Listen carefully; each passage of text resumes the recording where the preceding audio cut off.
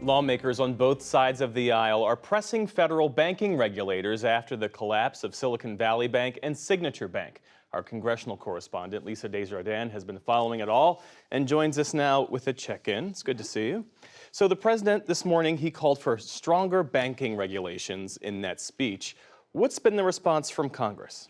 No surprise, in this divided Congress, we have divided response. I'm going to take you through. There are a few, like Senator Bernie Sanders, who say there was a mistake by the Trump administration to blame here, that they sort of got rid of too much regulation. He wants more regulation back. But more people, like Senator Alex Padilla, are saying, how about accountability? Let's figure out who's to blame. And some, like Senator Tim Scott, who happens to be the top Republican on the Banking Committee, are saying simply, we need to find out what happened. Basically, Congress is at that moment with the finger in the air. There will be a debate. I can sense from my sources over, is it the regulators that are to blame here or the regulations?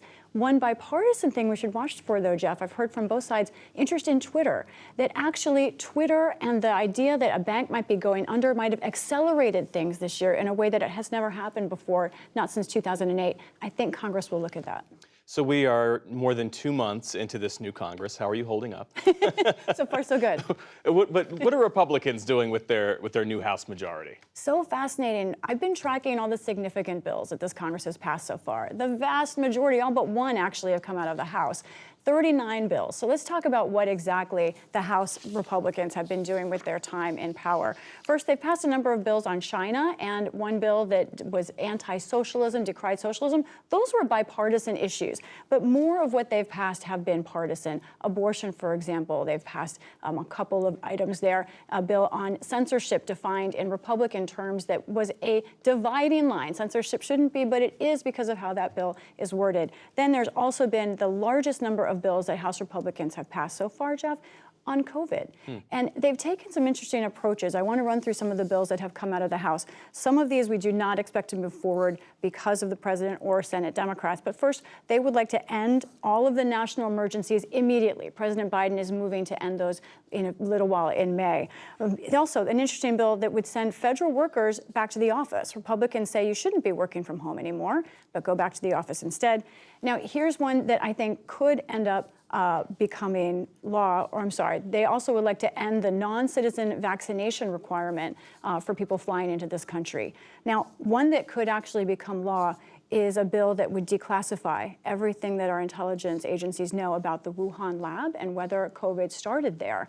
That passed unanimously in both chambers, and we're waiting to see if President Biden would actually make that information public or veto that bill. Let's talk about the Senate. There are some health-related absences on the Democratic side. What does that mean for the majority and what they're able to accomplish? First of all, it's almost impossible to get anything through, including regulation, deregulation of banks, because the Senate is so narrow. But right now, you're right.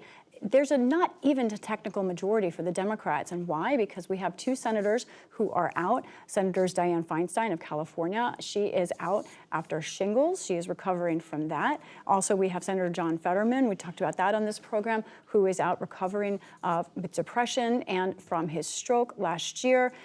You know, two senators out usually isn't a big deal, but when your majority is one single senator, that means that Democrats have to really be careful. So far, this has not affected business. One of the reasons is Republicans also have had absences. They've had senators who've had COVID, and they also, of course, have their very own leader, Senator Mitch McConnell himself, who was out last week because he had a fall. What's the latest with his condition? It's been 5 days since he suffered that fall. Senator McConnell is 81 years old, so a lot of people paying attention to that, of course, and he was released from the hospital. We just found out a short time ago today. He was not released to go home, though. He was released to an inpatient rehab, very common. Now, he suffered a concussion, is what we know about his injuries. They said he also discovered a fracture in his rib, but he's going to inpatient rehab. We don't know exactly what kind of rehab, but he is not yet going to return to the Senate. We're going to be watching carefully. He is not just leader in name, he really determines how Senate Republicans operate.